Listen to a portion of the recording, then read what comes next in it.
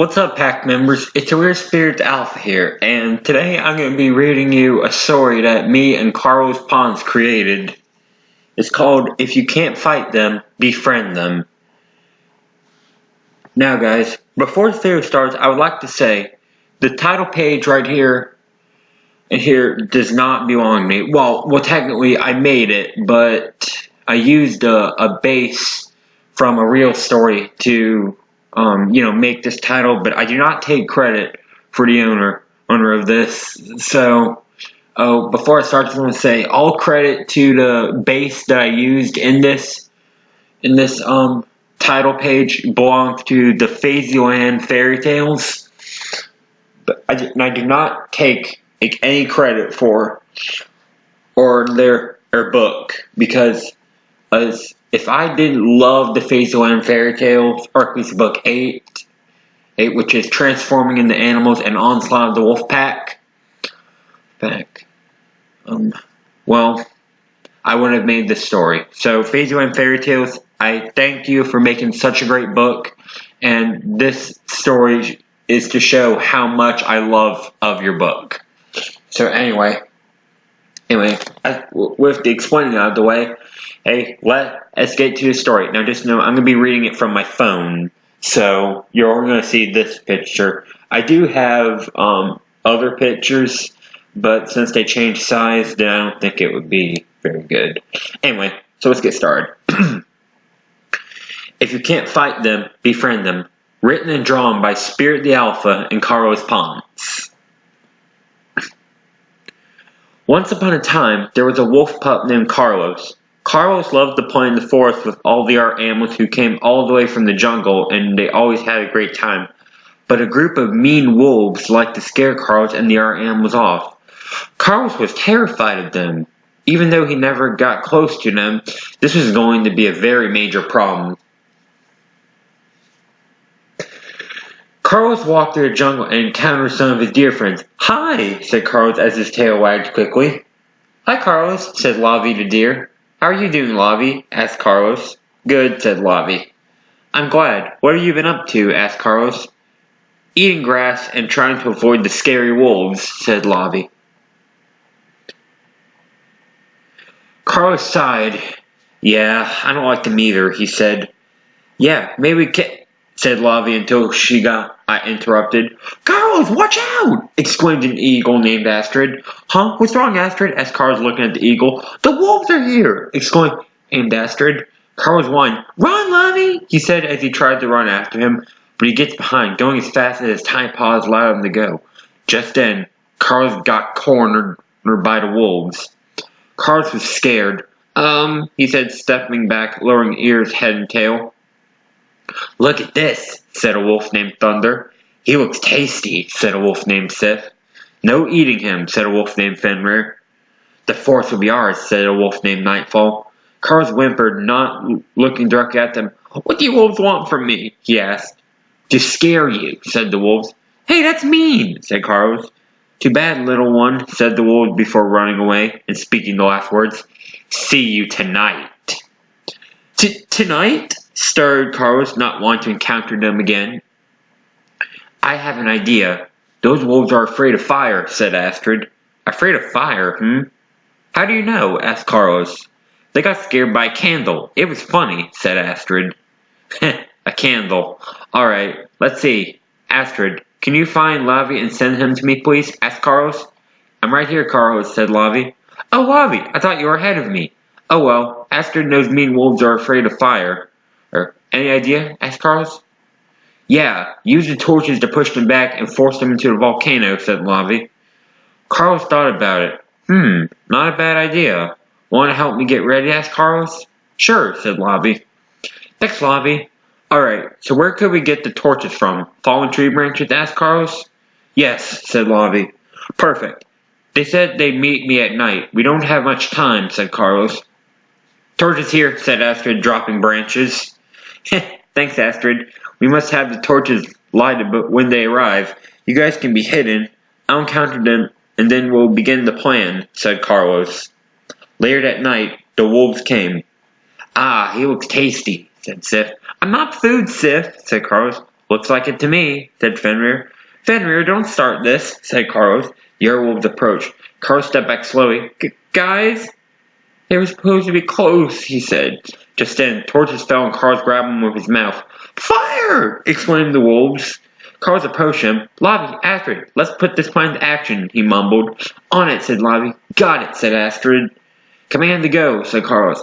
The group drove the wolves up the volcano. You've been and mean to a lot of animals around here, guys, said Carlos. Wait, said the wolves as they whimpered. Carlos made the animals stop. We listen, said Carlos. We don't want to die, said the wolves. What do you give us in exchange then, asked Carlos. We'll never hurt you again, said the wolves. What do you all say, Carlos asked the animals. Some nodded, but some complained. Well, this is heavy, said Carlos. What do we do, asked Lavi. I got compromised, said Astrid, sprinkling dust on the wolves. Nice, said Carlos. The wolves became good little wolf pups. They even look my age, said Carlos happily. Yep, said Astrid. That's it, we're friending them, said Carlos, taking them back to the forest. They all had a happy time. I love you, pups, said Carlos. I like this, said Sif. Me too, said Thunder. It feels nice, said Fenrir. I can live like this, said Nightfall. Carlos, look out behind you! Exclaimed Astrid. Huh? Wondered Carlos, looking back. The head of the wolf pack known as Spirit was running up. He was 10 times larger than any wolf, and he wasn't at all afraid of fire. Ah! Exclaimed Carlos, trying to dodge Spirit. Spirit was too big, and Carlos got kicked by one of his paws. You made my pack pups! Exclaimed Spirit, roaring in Carlos' face. I didn't mean to, started Carlos in fear. Too weak to fight? Asked Spirit in a fierce way. Fight someone your size, shouted Carlos, trying to act brave. You're not brave at all, said Spirit. Carlos gasped as that scared him for real. Carlos, get his tail! Shouted Astrid. The tail? Asked Carlos. Yes, the tail, shouted Astrid. Carlos bit Spirit on his tail as hard as he could, holding to it firmly.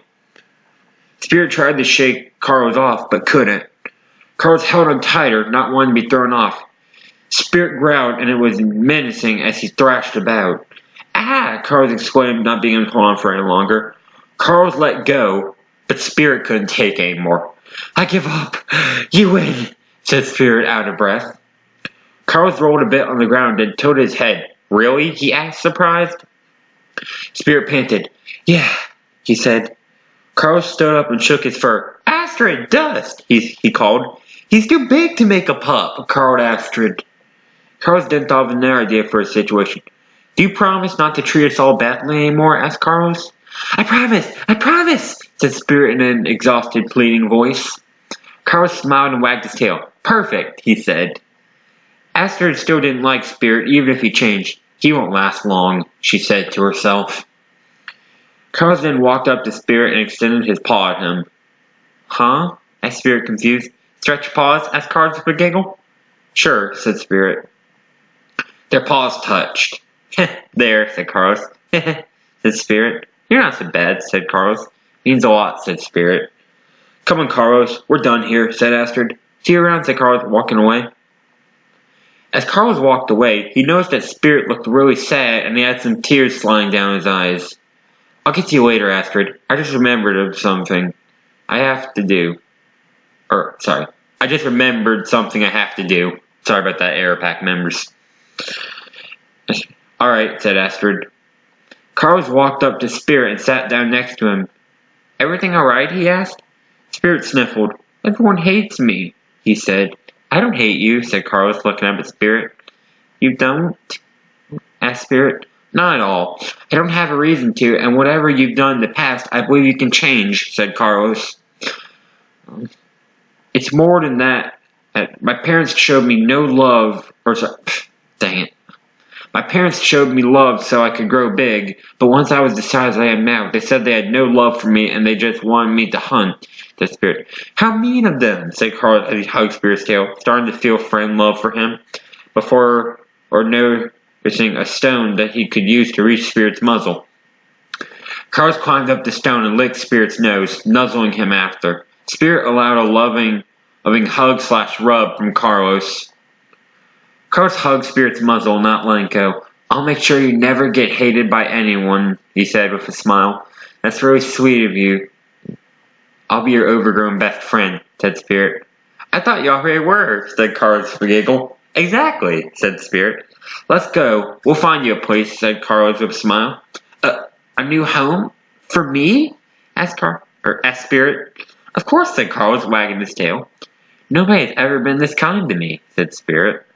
There's always a first time, said Carlos, smiling at Spirit and venturing to the forest. You coming, big boy? Yes. Yeah. And big boy? Asked Spirit with a giggle. You're very big, said Carlos with a chuckle.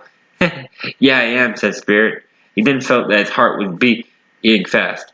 What could this mean? He asked. Excitement, wondered Carlos, turning his head. How do you feel? He asked. I feel warm and happy, said Spirit. Aw, said Carlos, nuzzling one of Spirit's big paws. That's cute. Also, I know you, Carlos, but I think I should tell you my name. My name is Spirit, said Spirit. Spirit? I like it. Then let's get on our way, Spirit. We should be able to find you a place before sunset, said Carlos. Alright, also, I don't like being alone, said Spirit. I, was about to ask you if I could stay with you, said Carlos, blushing a bit. Oh, sure, said Spirit. Really? Asked Carlos, wagging his head quickly. Awesome, he said, smiling big. Sure, maybe you can be big like me, said Spirit. Maybe. We'll have to find somewhere first. Come on, Spirit, said Carlos. I'm coming, Carlos, said Spirit. Alrighty, said Carlos. The two walked around in the forest till they found a cozy den, big enough for the both of them. This will do, don't you think? You like it? Asked Carlos. I love it, said Spirit. Yay, said Carlos as he entered the den and laid down, curling up. Want to see something? Asked Spirit. Sure, said Carlos, wagging his tail. Spirit brought out a giant wolf plushie.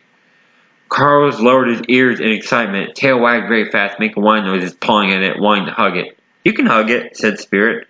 Carlos hugged the plush tightly. Well, asked Spirit. I love it, said Carlos. Good, said Spirit. Sweet dreams, Spirit, said Carlos. You too, said Spirit. Carlos hugged Spirit's tail in his sleep.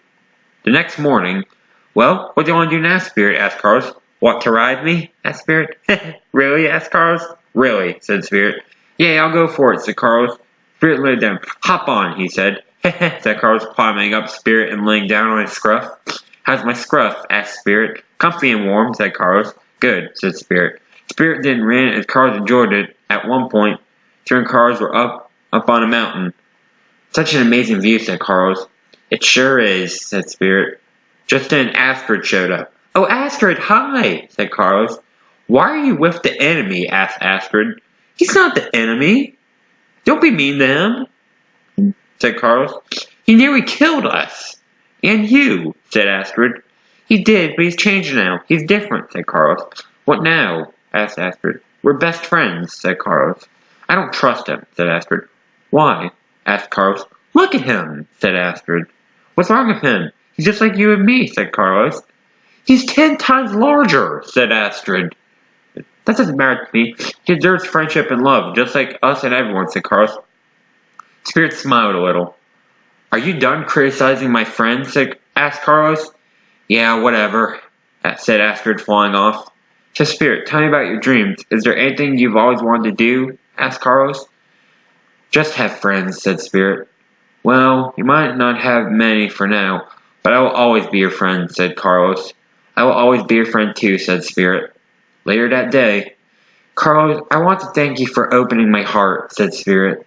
For opening your heart? Oh, Spirit, said Carlos, nuzzling Spirit. You've got nothing to thank me for. It was a pleasure. Besides, it was already open. You just needed someone to realize it, he said, hugging Spirit tightly. True, said Spirit, hugging Carlos tightly and putting him on his left haunch. Last notes from Spirit and Carlos. Even if you feel scared, you can always overcome a fear by facing it, or simply making an enemy a friend. Much like Carlos, he was scared to face his fear, but he did it anyway, even against Spirit, and his enemy became his best friend. Fighting to defend yourself is alright, but one thing is for sure, if you can't fight them, befriend them, and you too could have a new friend to always be with you. The end. Well, that's the story. So, once again, credit for a picture right here goes to the Phaieland Fairy Tales Book 8. And also, I owe a big thanks to Carlos Ponce for writing this story with me, because if it wasn't for him, the story probably would not be as good as it is. And also, let me know if you like this story. Maybe you would like a few sequels, because as me and Carlos would love to write a sequel to this story, because I don't know, this story is too much fun just to end. So, anyway, thank you for listening for, almost 16 minutes now. So, until next time, this is Spirits Alpha signing out. I'll see you guys back in the pack.